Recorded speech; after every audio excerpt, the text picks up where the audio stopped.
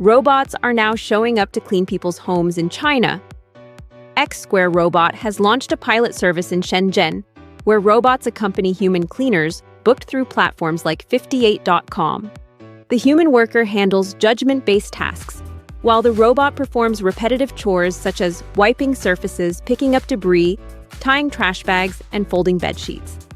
The company says its robots are not remotely controlled or pre-programmed for fixed routines.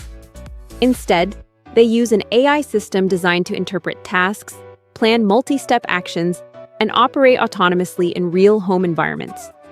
The pilot has already attracted attention online, particularly on X, where robotics-focused accounts have highlighted both the novelty and the data collection aspect of the deployment.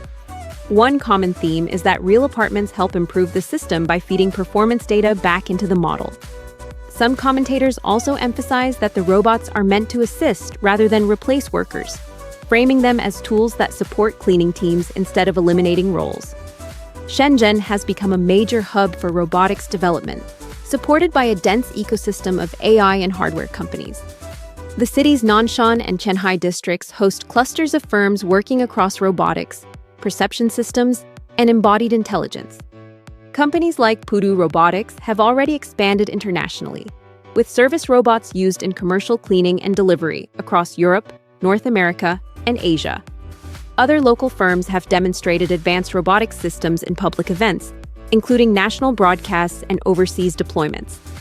Officials estimate that Shenzhen is home to thousands of AI firms and a large robotics supply chain that continues to expand rapidly. The region is increasingly being used as a testing ground, with robots appearing in public spaces such as parks and streets. Industry observers, including former Google CEO Eric Schmidt, have noted that China's robotics ecosystem is scaling quickly, with real-world deployment accelerating across multiple sectors.